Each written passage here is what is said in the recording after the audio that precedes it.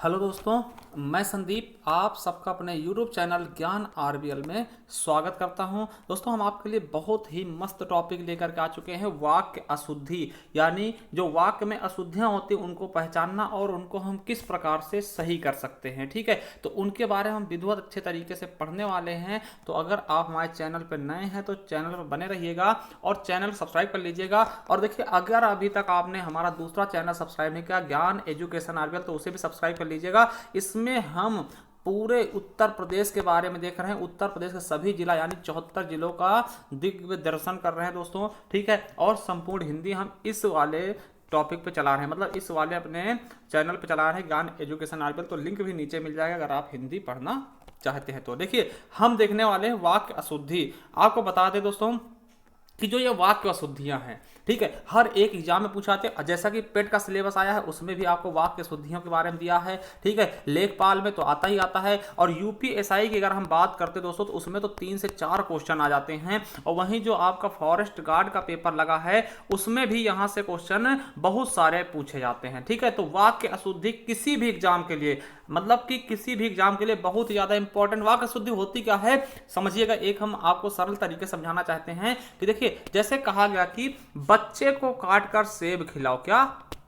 बच्चे को काटकर सेब खिलाओ, सेब खिलाओ। तो इसमें पूछें क्या अशुद्धि है भैया, तो क्या अशुद्धि है भैया? बच्चे को काट कर सेब खिलाओ। बच्चे को काटा जाएगा? बिल्कुल नहीं काटा भैया, कि बच्चे को काट दोगे तो सेब के खाएगा क्या, है ना। तो बच्चे को नहीं। इसमें देखिए पदक्रम अशुद्धि है, मतलब क्या है कि पदों का क्रम उल्टा हो गया दोस्तों। ठीक है, तो यहां पर क्या है, सेब को काटकर बच्चे को खिलाओ। देखिए, सारे चीज पर्याप्त है, केवल इसमें क्रम का अशुद्धि है, मतलब क्रम सही ढंग से नहीं है कि जहां पर बच्चा है वहां पर सेब होना चाहिए था, जहां पर सेब है वहां बच्चा होना चाहिए था। ठीक, तो इस प्रकार के क्वेश्चन बनते हैं। आपने देखा भी होगा, अगर नहीं देखा तो भैया देख लो, नहीं तो बहुत देर हो जाएगी। ठीक है, तो चलिए शुरू करते हैं वाक्य अशुद्धि या वाक्य अशुद्धि संशोधन के बारे में। ठीक, देखिए वाक्य के बारे में हमने पढ़ लिया है। ठीक है, तो चलिए शुरू करते हैं। देखिए, वाक्य अशुद्धि में, वाक्य शुद्धि के अंतर्गत हम अशुद्ध वाक्यों को शुद्ध करते हैं। देखिए, जो वाक्य शुद्धि होता है दोस्तों, इसमें क्या करते हैं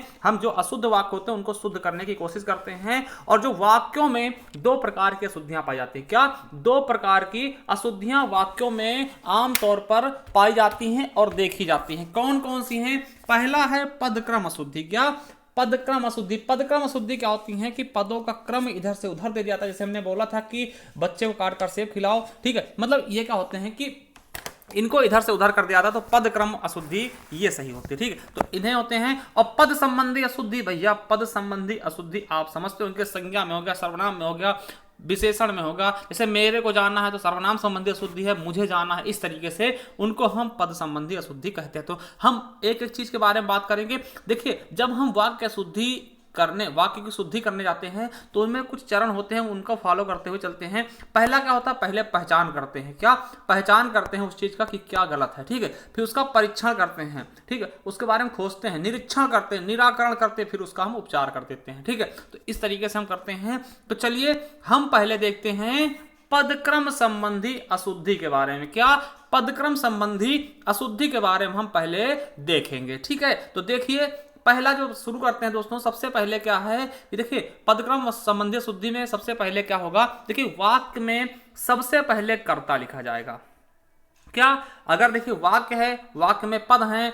अब देखिए, जैसे कहा गया कि राम किताब है पढ़ता, तो इसमें क्या है पढ़ता मतलब क्या, इसमें कुछ ना कुछ अशुद्धि लग रही है ना। तो इसमें क्या है, पदक्रम अशुद्धि है। अब देखिए, सबसे पहले अगर ऐसे पद मिलते हैं तो उसमें क्या करेंगे, सबसे पहले हम कर्ता लिखेंगे। अब देखिए, कर्ता के बाद कर्म लिखेंगे। क्या? कर्ता के बाद कर्म लिखेंगे। अब देखिए, कर्म अकर्मक क्रिया में तो कर्म होगा नहीं। ठीक, अकर्मक क्रिया भाववाचक में कर्म नहीं होता, तो कर्म नहीं है तो नहीं लिखेंगे। ठीक है, वैसे कर्ता के बाद कर्म आएगा, कर्म के बाद फिर क्या होगा, क्रिया लिख देंगे। तो आप अगर समझ सकते हैं सही ढंग से, तो क्या होता है, कर्ता के बाद क्या आएगा, आपका कर्म आएगा, कर्म के बाद क्या आएगा, क्रिया आएगा। तो देखिए, जैसे क्या है, मोहन किताब पढ़ता है, बिल्कुल सही चीज है। देखिए, पहले राम किताब पढ़ता था, राम क्या है दोस्तों, कर्ता है। और देखिए किताब क्या है, कर्म हो गया, फिर क्रिया क्या है, पढ़ता है, तो इस क्रम में लिखा जाएगा। अब देखिए इसको क्या देंगे कि किताब पढ़ता है राम, तो ये क्या होगी, अशुद्धि होगी, क्योंकि पहले क्या कर्ता आना चाहिए, तो कर्ता क्या है, राम है, फिर क्रिया, फिर कर्म आएगा, कर्म क्या है, पुस्तक है या किताब है, और पढ़ता क्या है, क्रिया है। तो इस तरीके से हम देखेंगे, और ये सकर्मक क्रिया है। ठीक है, अब देखिए अकर्मक क्रिया आ गया, मोहन खेलता है। अब देखिए मोहन क्या है, करता है, तो मैंने पहले कर्ता लिख दिया। अब कर्म ढूंढेंगे तो कर्म है ही नहीं भैया, तो कर्म के पीछे मत पड़िएगा, जो नहीं है उसको छोड़ दो, उसके बाद वाली चीज लेते हैं, फिर क्रिया आ जाएगा, तो क्रिया क्या है, खेलता है। तो इस तरीके से इसको हम सही से लिख देंगे। अब देखिए दोस्तों, यहां तक तो ठीक है, कर्ता कर्म क्रिया, मगर जब उसके बाद कर्ता के विस्तारक आ जाएंगे, फिर क्या होगा, देखिए यदि वाक्य में कर्ता का विस्तारक हो तो वह कर्ता से पहले लिखा जाता है। अगर देखिए कर्ता का विस्तारक हो तो वह कर्ता से पहले लिखा जाएगा, और कर्म का विस्तारक हो तो कर्म के पहले लिखा जाएगा। ये दोनों चीज याद रखिएगा, कर्ता का विस्तारक कर्ता से पहले आएगा, ठीक, और कर्म का विस्तारक कर्म के पहले लिखा जाएगा। देखिए, और क्रिया का विस्तारक क्रिया के पहले लिखा जाएगा। देखिए किस प्रकार से, पहले कर्ता का विस्तारक होगा, फिर कर्ता लिखा जाएगा, फिर कर्म का विस्तारक होगा, फिर कर्म लिखा जाएगा, और फिर क्रिया का विस्तारक होगा, फिर क्रिया लिखा जाएगा। क्रिया के विस्तारक को हम क्या कहते हैं, क्रिया विशेषण कह देते हैं। क्या कहते हैं, क्रिया विशेषण कहते हैं। समझिएगा, जैसे राम का भाई श्याम, समझिएगा। अब देखिए श्याम क्या है, कर्ता है, और ये क्या है, कर्ता का विस्तारक। राम का भाई क्या है, राम का भाई क्या है, ये कर्ता का विस्तारक, तो कर्ता से पहले लाएगा क्या, कर्ता का विस्तारक। ठीक है, विस्तारक क्या होता है उसके बारे में और ज्यादा गहन चीजें बता देना। ठीक है, अब देखिए अखबार क्या है, कर्म है, ठीक है, ये कर्म है, मगर अखबार तो है, ये कर्म है, मगर कर्म कैसा है, अखबार कैसा है, अंग्रेजी का।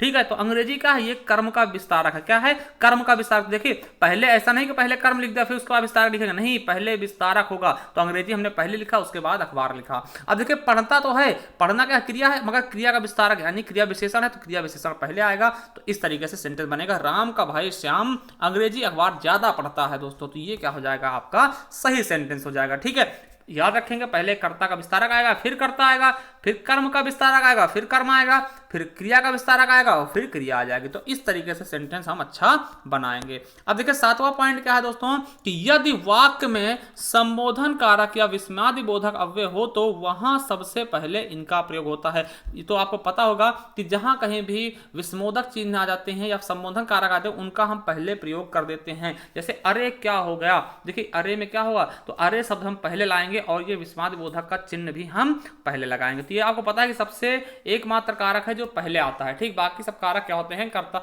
मतलब उनके बाद में लगते हैं, मगर जो आपका संबोधन कारक है, ठीक है, ये आपके पहले आता है। ठीक है, चलिए अगला देखते हैं। देखिए यदि वाक्य में द्विकर्मक क्रिया हो, क्या द्विकर्मक क्रिया हो, आपने पढ़ा होगा, हमने क्रिया में पढ़ाया भी है, द्विकर्मक क्रियाएं क्या होती हैं। यदि वाक्य में द्विकर्मक क्रिया हो तो गौड़ कर्म पहले वह मुख्य कर्म बाद में लिखा जाता है। ठीक है, समझिएगा, जो गौड़ कर्म होगा, देखिए दो क्रियाएं होंगी तो एक गौड़ दो कर्म होंगे तो एक गौड़ कर्म होगा, एक क्या होगा, मुख्य कर्म होगा। तो गौड़ कर्म क्या पहले लिखेंगे। अब देखिए मुख्य कर्म, जो मुख्य क्रिया होती है, इसको कर्म कर लेंगे या फिर ठीक है, तो देखिए निर्जीव होता, जो मुख्य कर्म होता है वो क्या होता है, निर्जीव होता है, और इसमें कारक चिन्ह नहीं लगा होता। क्या मुख्य कर्म क्या होगा, निर्जीव होगा, और इसमें कारक चिन्ह नहीं लगा होगा। ठीक है, अब देखिए जो गौड़ कर्म होगा वो सजीव होगा, और इसमें कारक चिन्ह लगा हुआ होगा। क्या गौड़ कर्म में कारक चिन्ह लगा हुआ होगा, और ये क्या होगा, सजीव होगा। देखिए सीता ने चारा गाय को दिया। देखिए ये सेंटेंस क्या गलत है, क्या है, सेंटेंस गलत है। सही सेंटेंस क्या होगा,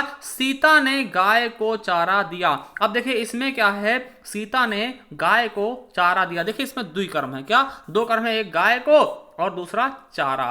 ठीक, अब देखिए इसमें मुख्य कर्म कौन सा है और गौड़ कर्म कौन सा है। देखिए मुख्य कर्म क्या होता है, निर्जीव होता है। तो क्या होता है, निर्जीव। देखिए मुख्य कर्म का चारा क्या है, ये निर्जीव है, गाय तो सजीव है ना। और देखिए इसमें कारक चिन्ह नहीं होगा, तो देखिए चारा के साथ में कोई कारक चिन्ह नहीं लगा, इसलिए ये क्या होगा, मुख्य कर्म हो जाएगा चारा।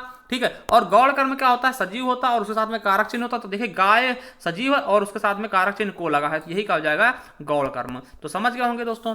ठीक है, चलिए आगे देखते हैं। देखिए यदि वाक्य में सजीव कर्म हो, क्या यदि वाक्य में सजीव कर्म हो तो विभक्ति सहित होगा। देखिए अगर वाक्य में सजीव कर्म होगा तो विभक्ति सहित होगा, ठीक, और निर्जीव कर्म होगा तो विभक्ति रहित होगा। समझिएगा, अगर सजीव कर्म होगा तो विभक्ति सहित होगा, अगर निर्जीव कर्म होगा तो विभक्ति रहित होगा। देखिए राम, जैसे राधा ने आम को खाया। अब देखिए ये क्या है, कर्म क्या है, भैया आपका कर्म क्या है दोस्तों, निर्जीव है, तो निर्जीव क्या होता है, विभक्ति रहित होना चाहिए। तो यहाँ पे हम को का विभक्ति प्रयोग नहीं करें। हमने क्या बोला कि अगर जो है कर्म क्या होगा, सजीव होगा, तो कर्म के साथ विभक्ति लगेगी। ठीक है, अगर कर्म क्या है, निर्जीव है दोस्तों, तो कर्म के साथ विभक्ति नहीं लगेगी। तो राम ने आम को खाया, तो देखिए आम क्या है, यही कर्म है दोस्तों, और कर्म क्या है, निर्जीव है। आम क्या है, निर्जीव है दोस्तों, इसलिए इसमें विभक्ति नहीं लगनी चाहिए, तो को नहीं आना चाहिए। तो शुद्ध वाक्य क्या होगा, राम ने आम खाया। ठीक, समझिएगा।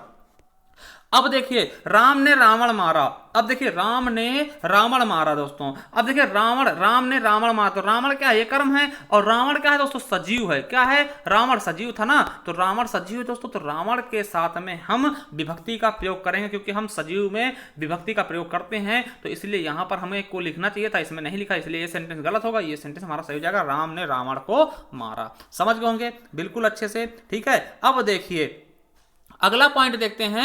यदि बजाना व बढ़ाना क्रिया हो, क्या बजाना आ जाए या फिर बढ़ाना क्रिया आ जाए, तो हम कर्म निर्जीव या सजीव कैसा भी हो, सदैव विभक्ति का प्रयोग होगा। मतलब अगर क्रिया के साथ में बजाना या फिर बढ़ाना आ जाए दोस्तों, तो हमें कर्म से मतलब नहीं, चाहे वो सजीव हो चाहे वो निर्जीव हो, दोनों के दोनों मतलब कि प्लेटफॉर्म पे क्या होगा, जो आपका कर्म होगा दोस्तों, उसके साथ में आपका ये जो आपका विभक्ति है वो लगेगा ही लगेगा। जैसे राधा ने गिटार बजाया, अब देखिए यहां निर्जीव है गिटार, तो इसके साथ में कौन कर्म नहीं होना चाहिए, मतलब कि यहां पर जो आपकी विभक्ति नहीं होनी चाहिए। मगर देखिए बजाना आ गया तो दोस्तों विभक्ति लगेगी। बजाना और बढ़ाना में हमेशा विभक्ति लगती है। तो राधा ने गिटार को बजाया, तो इसलिए ये क्या हो जाएगा, सही वाक्य होगा, पहले वाला क्या होगा, गलत होगा। उसी प्रकार देखिए श्याम ने झगड़ा बढ़ाया, अब देखिए झगड़ा क्या है, निर्जीव है, तो इसमें विभक्ति नहीं होना चाहिए था, मगर देखिए झगड़ा बढ़ाया आ गया। बढ़ाना और बजाना में हमेशा लगता है, इसीलिए क्या होगा, श्याम ने झगड़ा को बढ़ाया। ये बिल्कुल सही वाक्य हो जाएगा। ठीक है, समझ गए। चलिए आगे देखते हैं। 11 नंबर क्या कहता है, 11 नंबर पॉइंट क्या कहता है, यदि वाक्य का जवाब हां या नहीं में होना चाहिए। अगर देखिए यदि वाक्य का जवाब हां या नहीं में चाहिए, तो वाक्य के आरंभ में सदैव क्या पद से किया जाता है। आपको पता है कि प्रश्नवाचक हो जाता है। ठीक है, आपको ये पता होगा कि अगर कोई वाक्य है उसमें हाँ या ना में जवाब लेना है, तो आपको वो वाक्य के पहले क्या आना चाहिए। ठीक है, अब देखिए आपने भोजन किया, देखिए इसमें आपको किसी से हाँ या नहीं का जवाब चाहिए, तो आपको ये सेंटेंस नहीं लिखना है, ये असद हो जाएगा। आपको उसके साथ में क्या करना है, आगे शुरुआत में क्या लगा देना है, क्या आपने भोजन किया, और लास्ट में प्रश्नवाचक का चिन्ह भी आना चाहिए, क्योंकि ये सेंटेंस प्रश्नवाचक हो जाता है। ठीक, तो समझ गए होंगे बिल्कुल अच्छे से, कोई दिक्कत नहीं होनी चाहिए, बिल्कुल अच्छे समझेंगे। ठीक है, चलिए अब देखिए क्या होता दोस्तों, उपाधि या योग्यता। आपको पता है कि आर्टिकल 18 में क्या है, उपाधियों का अंत है। ठीक, तो उसके बारे में हम बात नहीं करेंगे। देखिए इसमें आपको बताना चाहते हैं हम कि उपाधि या योग्यता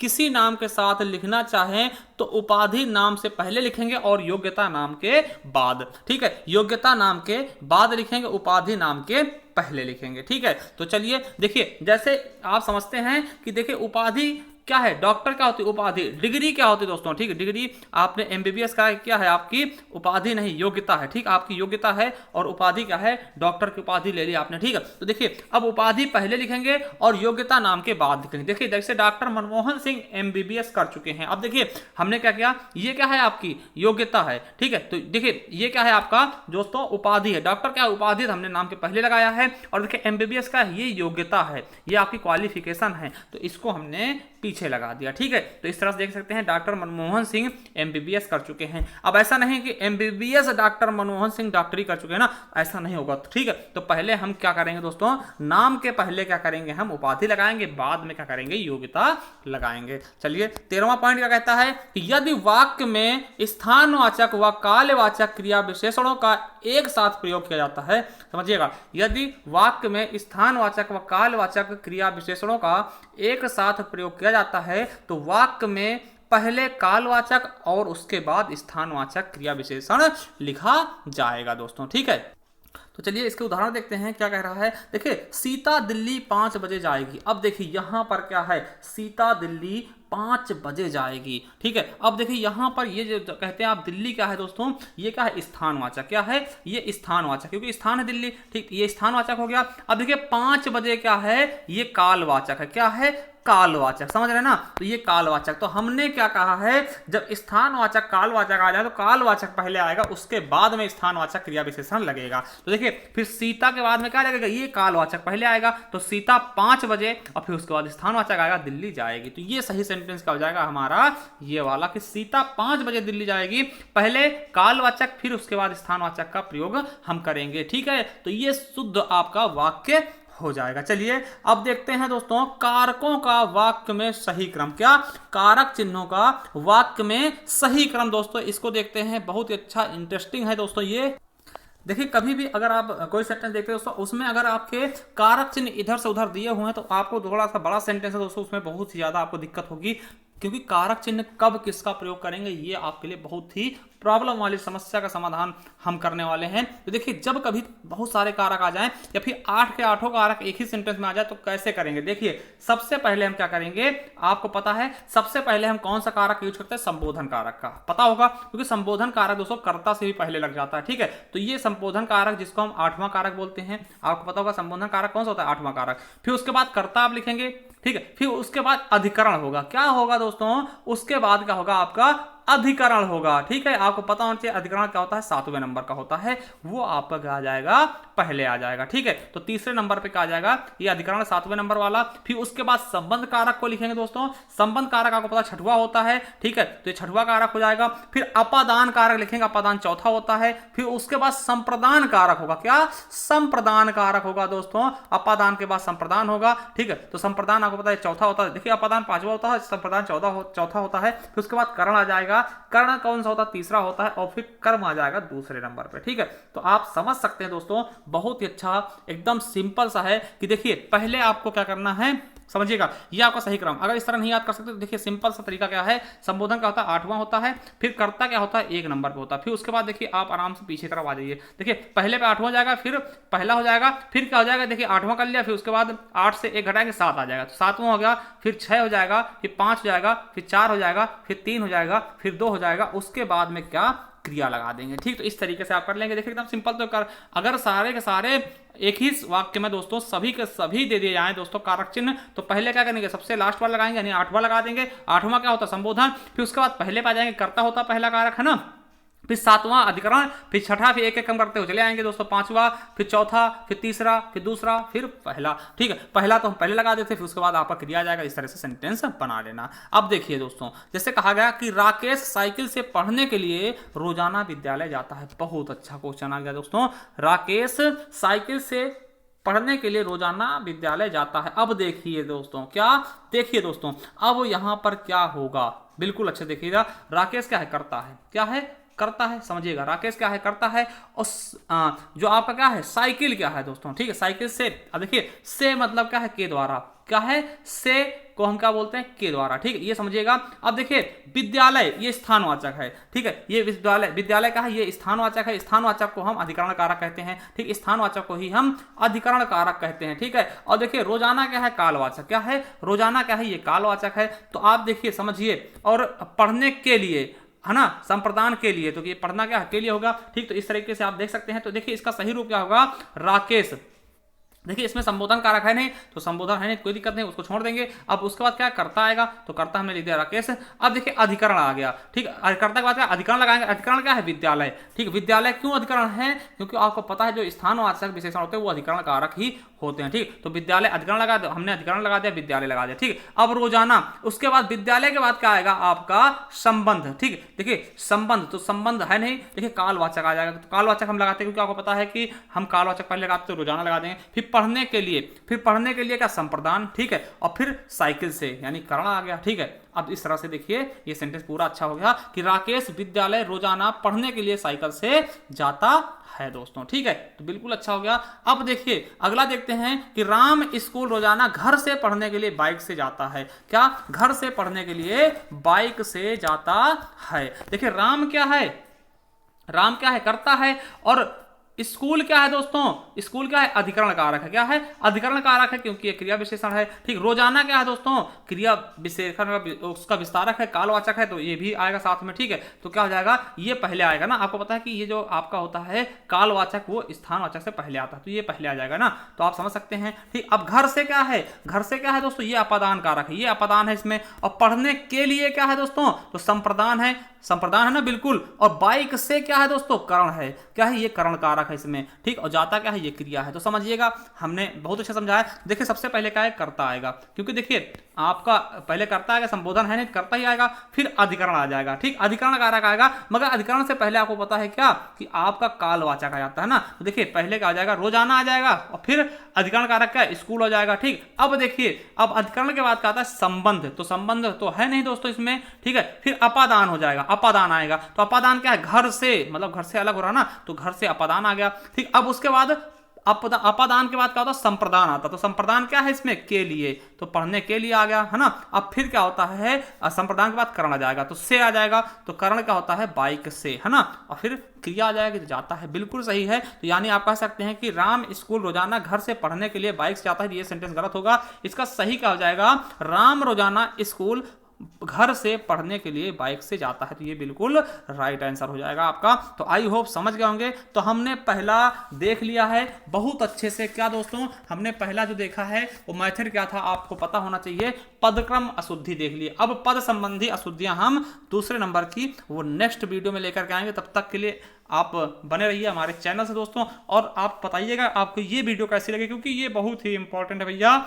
यहाँ से क्वेश्चन आपके आते ही आते हैं। ठीक है, तो चलिए, थैंक यू, धन्यवाद। अगर आपको पसंद हो तो वीडियो को मतलब कि ज़्यादा ज़्यादा शेयर करना। और आपको बता दें कि हमने हिंदी साहित्य की बुक भी लॉन्च की है, जिसका कीमत कितना है, 50 रुपये। ई बुक है दोस्तों, उसमें बहुत कुछ आपको मिलने वाला है। अगर आप इच्छुक है तो आप हमें कमेंट बॉक्स में कमेंट करके पूछ सकते हैं। थैंक यू, धन्यवाद।